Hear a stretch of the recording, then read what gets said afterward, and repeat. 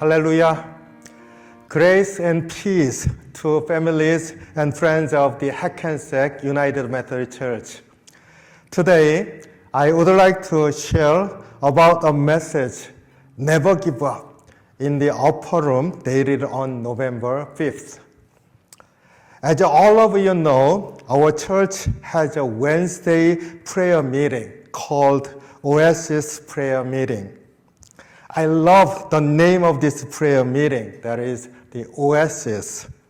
It reminds me of the En-Gedi, which we read several places in the Old Testament.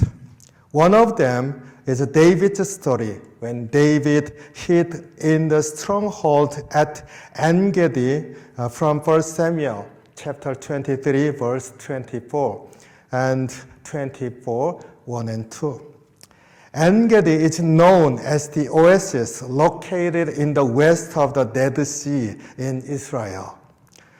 It is very symbolic in the spiritual meaning to read En-Gedi oasis as David's hiding place from King Saul's chase, let alone the archaeological or geological advantages for a hiding place.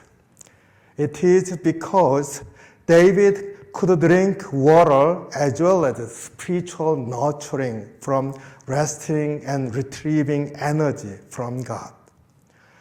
Wednesday Oasis prayer meeting in our church is a spiritual place where we find rest and encouragement through sharing in God. Last Wednesday Oasis meeting encouraged me a lot when I listened to the sharings of members saying, I will never give up. It sounded like a spiritual living water we should drink from Oasis these days, just like David drank spring water at the En-Gedi Oasis, physically and spiritually. So I want to invite you to think of spiritual spring water you could drink from in your own life. Paulo Fernando from Rio de Janeiro in Brazil shares his findings of spiritual spring water that he could drink from during his financially difficult time of unemployment. He had a guava tree in his garden. The tree produced tasty fruits every year, as well as shade, and attracted birds. But the guava tree fell because of the strong windstorm last year.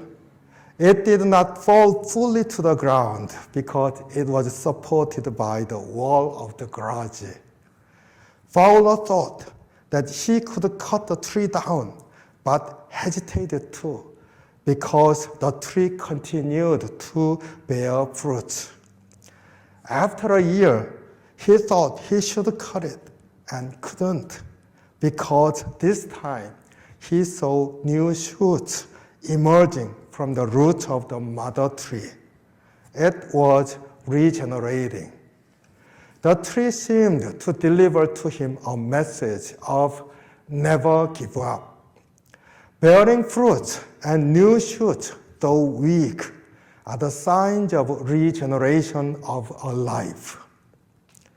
The message of never give up resounds in our souls with the beats of our hearts when we strive to get over challenges in life. Nelson Mandela, a South African activist and the first president of South Africa and the Nobel Peace Prize awardee, once said, I never lose, I either win or learn. We can feel sweat and strength from the wisdom of his words that was shown through his activist life.